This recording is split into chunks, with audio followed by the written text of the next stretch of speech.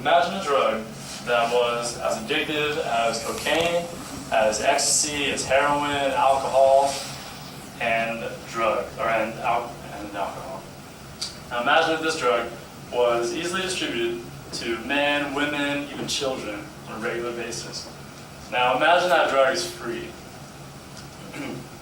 Now I'm here to talk about the dangers that pornography threatens our society with. Now, pornography is in just about every household, and there's many negative effects that people near and far are feeling worldwide. And just about every young adult knows the intense effects that pornography has on our bodies and our brains. And through my research, I have uncovered many key points that are very mind-opening, in my opinion.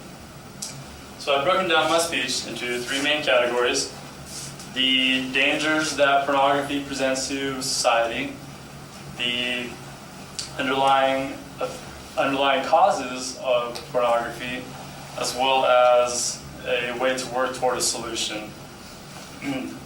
So one of the biggest dangers of pornography is that it's addictive. Your brain surges with chemicals whenever you see a picture because it thinks that it's seeing a potential mate. And one of these key chemicals is dopamine. Now, according to an article at intellectualtakeout.org, dopamine is our main pleasure chemical and is released to reward us and motivate us to get something. Now, in this case, we're talking about reproducing. And the dopamine release creates a similar effect that drugs or alcohol does, so it's easy to see why it's so effective at addicting you. Now, when your brain becomes stimulated with dopamine through the use of porn, it actually becomes overstimulated and destroys your receptors. So what that means is that you need more and more to achieve the same high or effect that you once did when you first started viewing it. Now, worse than individual harm is the societal harm. As we view pornography, our brain forms a bond with that, and it actually causes our bond with those real people to become loosened. According to an article at sciencemag.org, men who started watching porn partway through a 2-year period doubled their chances for divorce. For women, that number tripled. Another way porn harms society is the fact that it fuels human trafficking. According to an article at fightthenewdrug.org, a study of 854 women in prostitution across 9 countries, 49% said that porn had been made of them while they were in prostitution, which says that when we continue to watch it and support it, we actually create the demand for the slide, or for the supply. So now we talked about the damages that porn does to ourselves and society. We'll look at the underlying causes of it. So one of the obvious reasons is the fact that we have this unlimited selection of the internet that provides us with all of this selection. So since the beginning of the internet, it has been becoming more and more of a problem, and the fact that we have smartphones means that we are able to view it at any time, anywhere in our own privacy, or what have you. And gone are the days of magazines, which are very cumbersome and difficult to hide and not exactly discreet. According to an article at enough.com, Pornhub, one of the industry's biggest providers, claimed their site streamed 75 gigabytes of data a second last year, enough to fill 175 million 16 gigabyte iPhones.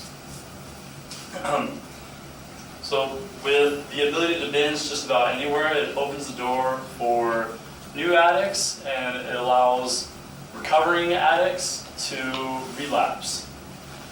Of the largest consumers, many of them are very young. According to fightthenewdrug.org, the average exposure to hardcore porn is age 11. At that age, they're still developing, which means that the neuroplasticity in the mind has the potential for staying that way throughout the whole lifetime, which means they might be lifelong users. And also a reason that it is so prevalent in our society is because sex sells. Desensitization to porn is all around us. Men and women are showing more and more of skin, and children are forced to cope with this, and they're learning that this is a normal, everyday thing. And this slow, gradual progression to more sexualized society has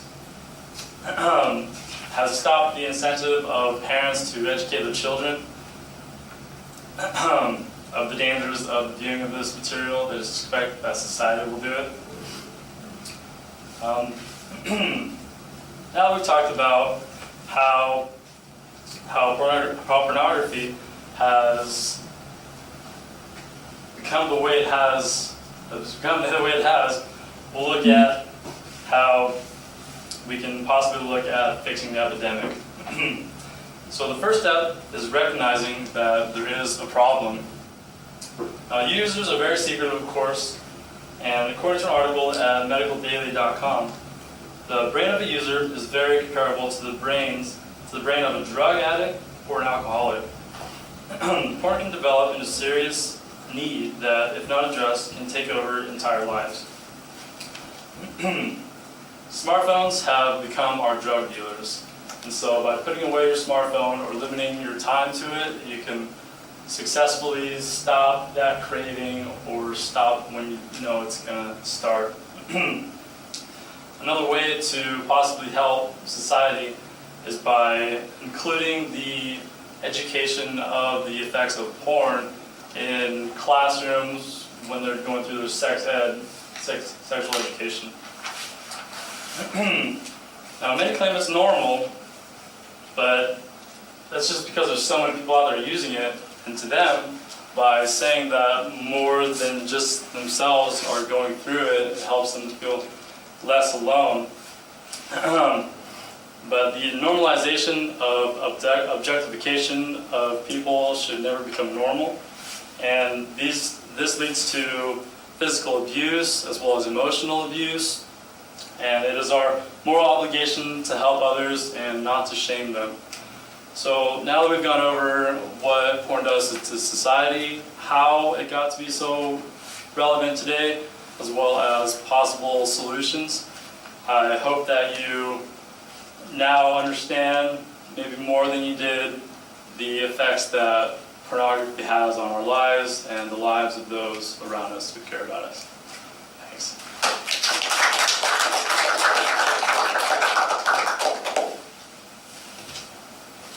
What a provocative topic, sir. I was like, how is he going to do this without going a little risque? Super well done, I think. I also thought that your presentation correlated very well to your speech as well, the photos that you chose. And I also think that this was like your best speech that you've done so far. Thanks. You did a really good job. Thank you. Feedback? I think it's a very effective topic for this world today. A lot of people don't realize it's actually a big problem. Yeah, and like he said, it makes everyone in this world view marriages and stuff in an unrealistic way. And I thought you did a good job on basically describing that, and you had good choices too. So, Thanks. Anyone else? I thought you spoke with conviction, you had good evidence to support, it was very clearly organized. One area where you, I guess an opportunity, you had such a powerful attention getter, link it back to that at the end, you know, the drug of choice that's on everybody's phone or something, you know, to tie it back into that, just really like hammer it home to us. The only other thing, that clearing the throat. Oh, I did that?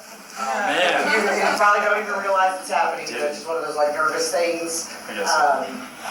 But, yeah, very clearly organized, powerful delivery. Great job. Cool, thank you.